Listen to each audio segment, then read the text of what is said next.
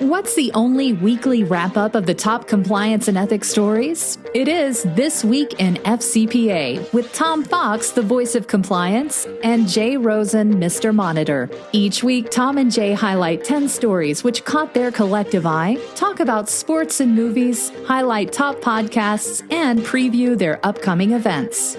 Join This Week in FCPA each week for a one-stop review of the week's compliance and ethics highlights. This Week in FCPA is a production of the Compliance Podcast Network. In this week's episode, we consider how the Bluebell decision applies to cyber claims against a board of directors. We take a deep dive into the Herbalife FCPA enforcement action. We consider the intersection of anti-human trafficking and anti-bribery, anti-corruption compliance. We asked, does the DOJ have to turn over SEC investigative material in a criminal FCPA trial? What's the intersection of compliance and internal audit? The Department of Justice charges former Uber CISO for lying about a data breach. Has COVID-19 changed the relationship between senior management and the board?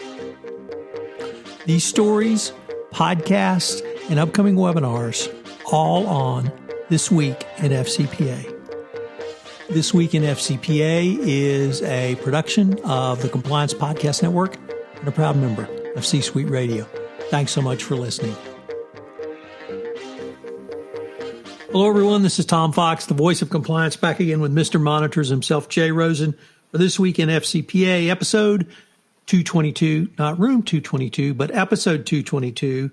For the week ending September 18, 2020, the Trees Gone Bad edition.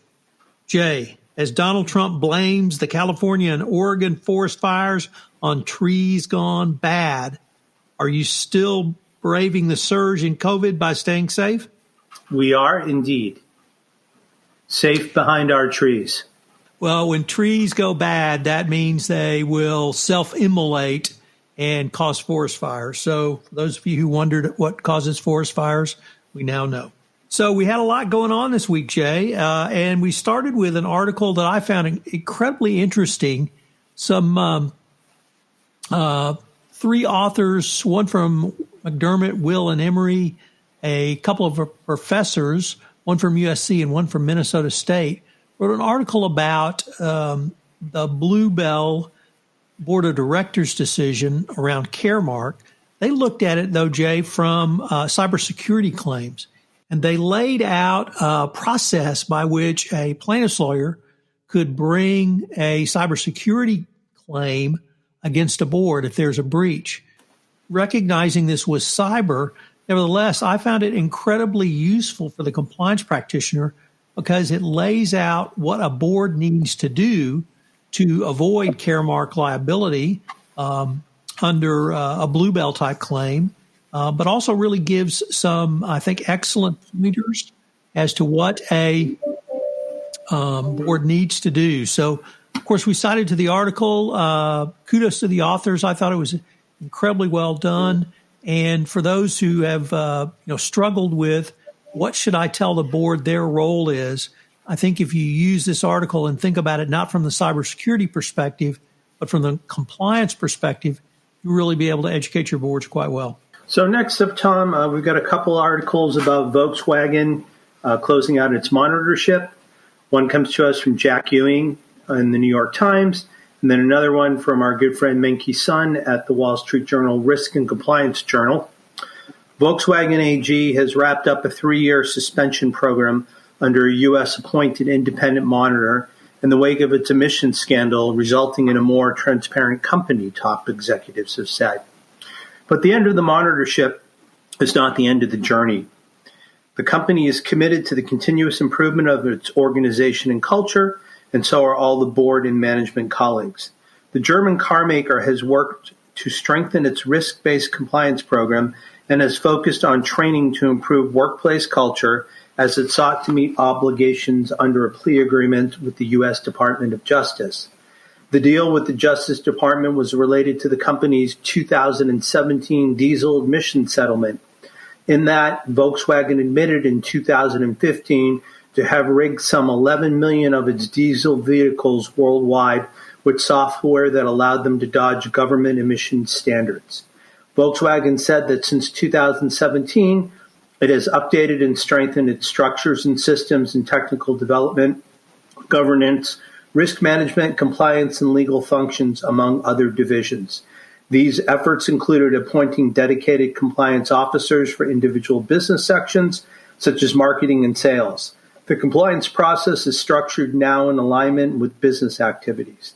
The company also set up information channels through which employees who need advice regarding compliance, human resources, and legal issues can get guidance quickly.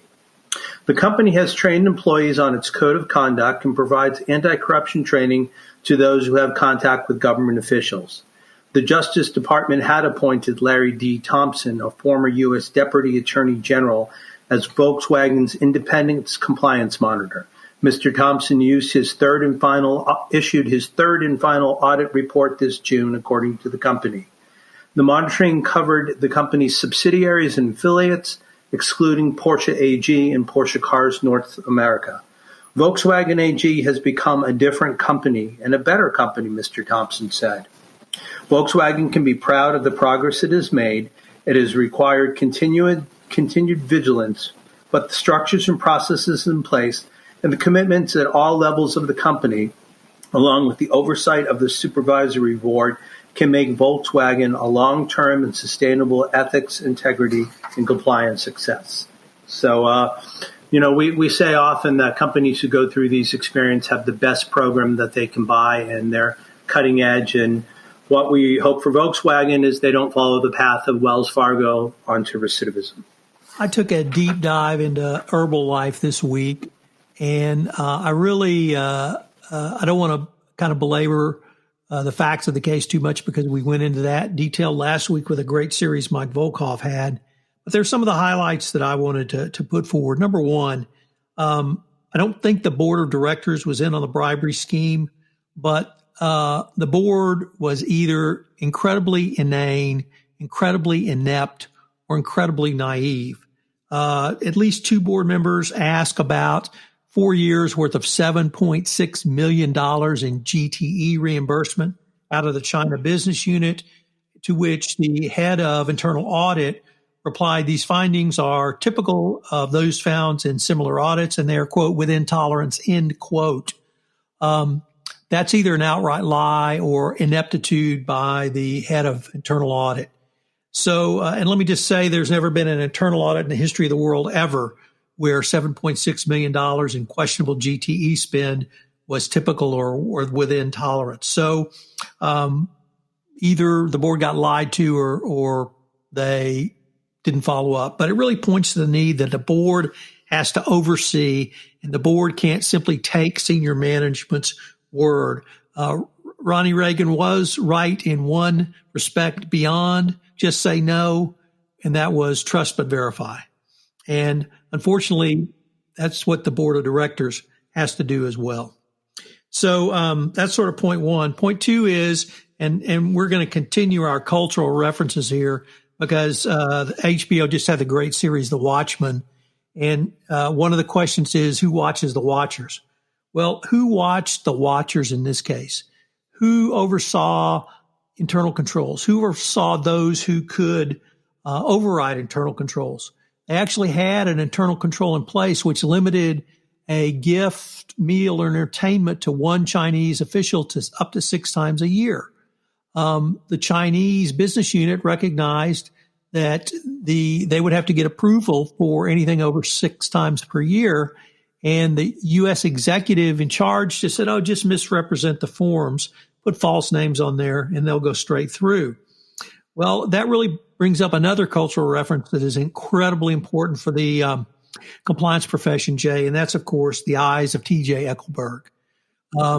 Everyone in America hopefully remembers reading The Great Gatsby in high school, and the eyes of T.J. Eckleburg are on the way from Long Island to New York City. And you have to have a second set of eyes to validate any process.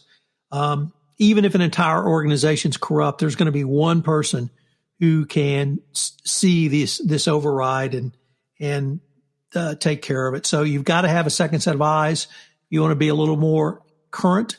in your cultural references, check out The Watchmen. Throughout this podcast, or rather, I did a 4-part blog post series on this, Jay, and I will have to say I crowed more about defense counsel in this case than probably I have in any other blog post series. So I'm going to crow about him now, and that's Pat Stokes. Pat Stokes, former DOJer, former head of the FCPA unit, now at Gibson Dunn. And I cannot say enough about what Pat and his team at Gibson Dunn did in this case. I don't know when they came in. I don't know if they came in after a subpoena was issued, but they got the attention of senior management. They got things turned around. They did an extensive investigation. They had extraordinary cooperation between themselves and the DOJ and SEC, and engaged in extensive remediation during the pendency of the investigation. They somehow got a no monitor required, and I know you talked about that issue in our last podcast, but the more I read and thought about it, they just did a superior job.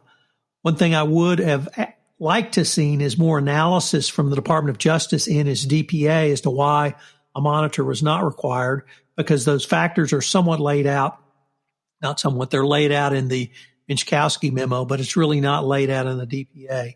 So big tip of the hat to Pat Stokes and his team. Great job. And then finally, what does this mean for FCPA enforcement and specifically penalties going forward? Jay, there's been a fair amount of commentary that the Trump administration has really taken the foot off the gas and we're at a downside of FCPA enforcement. And I really don't think that's it. Starting really with 2016, the pilot program, we saw the DOJ move towards greater incentives for companies to self-disclose and cooperate. We did not have self-disclosure here. It's unclear why or how the SEC found out about Herbalife or contacted them. Nevertheless, once contact was made and Pat Stokes and his team came on board to represent Herbalife, they did engage in all of the other incentivized conduct that the DOJ and SEC talk about, and that's extensive remediation, extraordinary investigation, and extraordinary cooperation.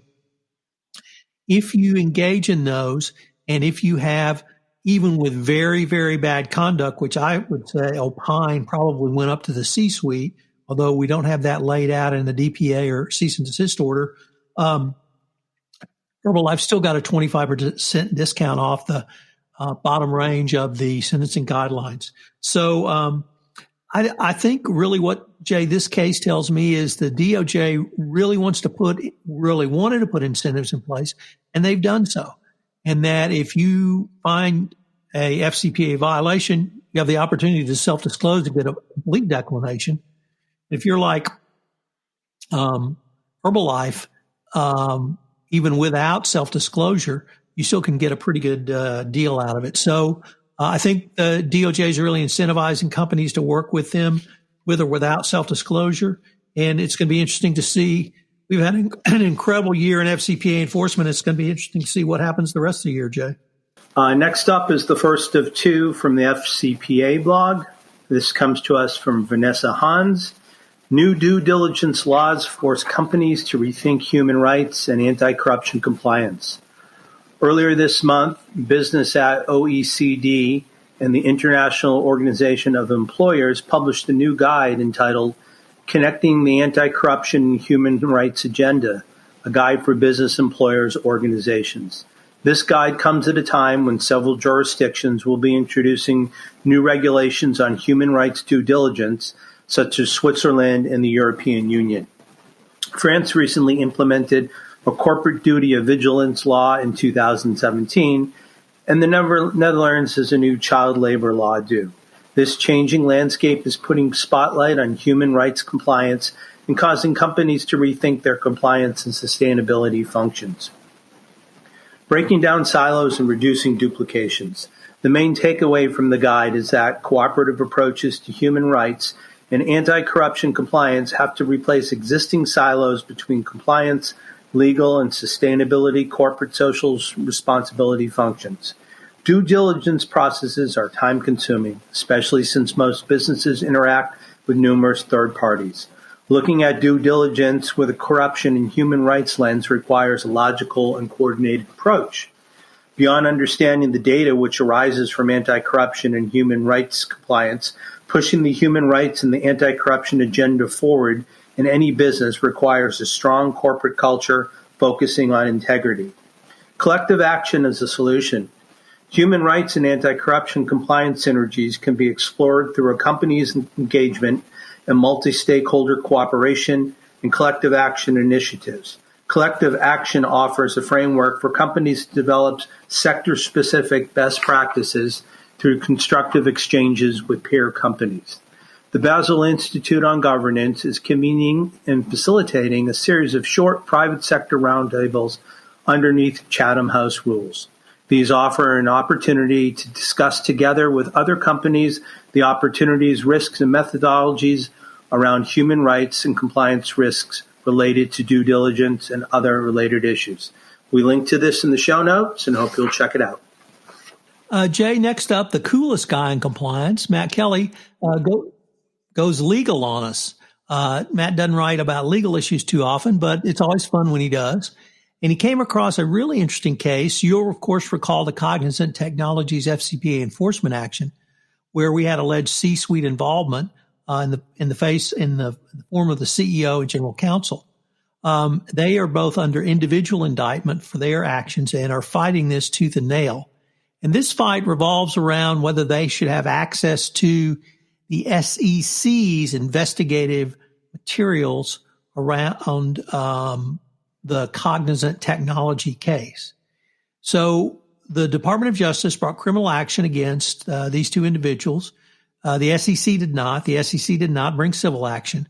But what the two individuals, Colburn and Schwartz, claim is that under a test called the RISHA test, the Department of Justice is under constructive control of the SEC materials. That is constructive control are under three factors.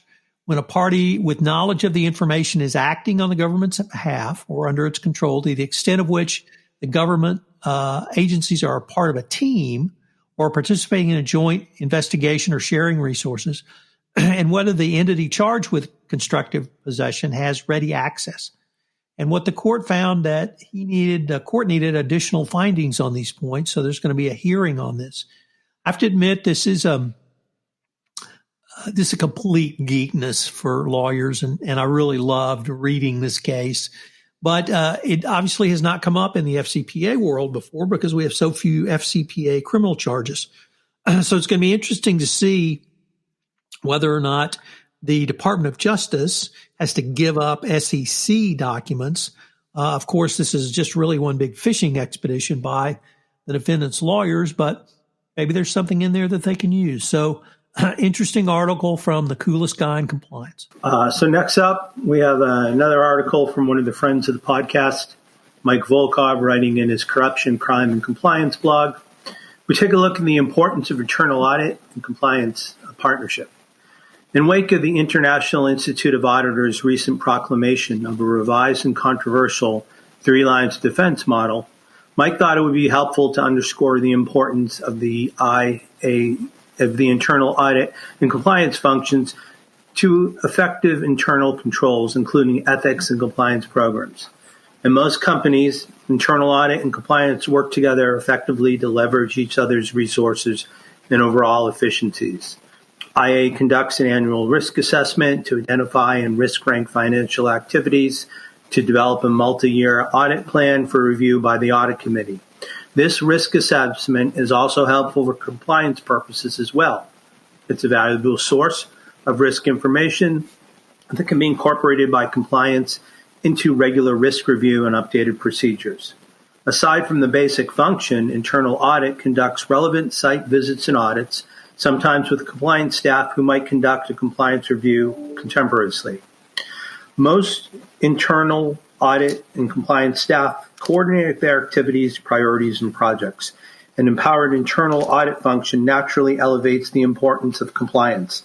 In some situations, Mike's observed that internal audit and compliance leaders may jointly present issues to the audit committee of the full board of directors. Compliance needs to reach out to internal audit, find issues of mutual importance, and leverage each other's resources to identify win-win situations. Compliance should seek internal audits, ideas, and assistance for focusing compliance audits on high-risk activities and in high-risk countries. Compliance internal audit overlap in mutual interest in a variety of subject areas, such as financial authorization and approval thresholds, onboarding and contract invoice payment processes, contract pricings, discounts and rebates, gifts, meals, and entertainment, charitable donations, tender processes and bidding procedures, sponsorships, and local content and set-aside policies and procedures. As stewards of these important functions, internal audit and compliance need to work together, and a company that does not encourage or ensure such a partnership is likely to suffer a significant control weakness. Jay, our second article from the FCPA blog is from Dick Casson, and Dick took a look at the definition of who is a PEP, or politically exposed person. And it turns out there is no single definition. FinCEN has said it's commonly refers to a foreign individual who serve in a prominent public role, foreign individuals who have or have been entrusted with prominent public function, as well as their immediately family members and close associates. The Bank Secrecy Act does not define it at all, only refers to corrupt foreign officials. In Europe, they add this language to the definition in order to provide for a coherent application of the concept of PEPs when determining the group of persons covered. Is it essential to take into consideration the social, political, and economic differences of the countries concerned?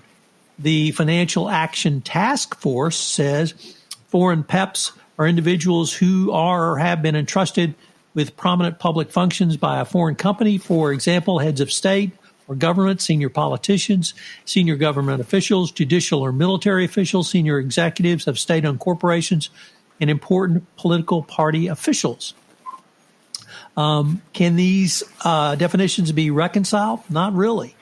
But Dick says that is actually a good thing, because you want to have a definition which is flexible enough and provides that companies can actually, or banks as well, can have more broader definitions that extend to a broader group. So, for example, tribal members or other types of governance structures that exist outside the United States. Please note that does not include American Indian tribes. And he ends with, I think, the real reason why the definition should be somewhat vague.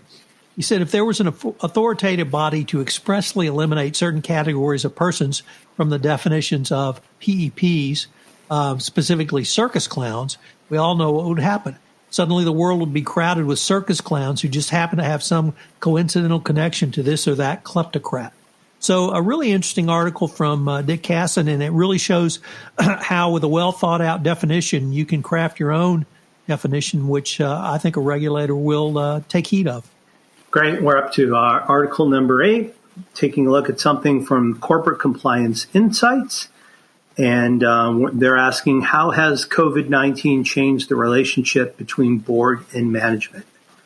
As the pandemic continues to take its toll on the economy and on the wider world, corporations have been forced to change the day-to-day at all levels. This crisis has particularly altered the long-standing relationship between boards and senior management. Dottie Scheindlinger and Kira Ciccarelli from the Diligent Institute detail this shift and how it might continue to change going forward. Despite renewed gains in the stock markets, the pandemic's long-term impact on the global economy remains unclear, and many businesses and industries are struggling to keep up. To stay afloat, companies have been forced to adapt. In particular, the relationship between corporate boards and their management teams has evolved considerably. In March 2020, the Diligent Institute published its Ask a Director series focused on ways that corporate directors were responding to the early days of the pandemic. Since that publication, a few new trends have emerged around the ways that boards are adapting to the present reality and the ongoing climate of uncertainty. The line between governance and management remains blurred. During the initial phase of crisis management, it quickly became clear that the boards needed to take a more hands-on approach to governance to ensure company survival. as the pandemic and its many related economic effects continued, what seemed to be a short-term change in their role has become a more consistent pattern over time. As directors tend to have previous C-suite experience in wider external networks, companies are relying on their unique backgrounds and skill to help them address the gaps in the crisis. Meanwhile, directors are also providing support to management with a stamp of approval on some senior management decisions that normally would go straight to the board level. Management decisions regarding company operations in the time of COVID-19 can mean quite literally life and death. The pandemic has created a shift in corporate communications. Corporate communications have changed drastically during the pandemic with the goal of creating better alignment. Now more than ever, shareholders, investors, and the general public are holding corporations accountable for crisis response. This extends to how management teams and the board are communicating. In an environment where a company's decision could mean jeopardizing the health and safety of the workforce or lead to the organization's financial ruin. Many directors report increased knowledge of daily operations compared to the time before the pandemic. This is largely due to the nature of the pandemic itself. And in addition to the increased volume of information, communication between management and the board has increased dramatically. Directors seek a new balance between doing due diligence and overstepping. Boards have a duty in this climate to ensure that management is not overwhelmed by information demands.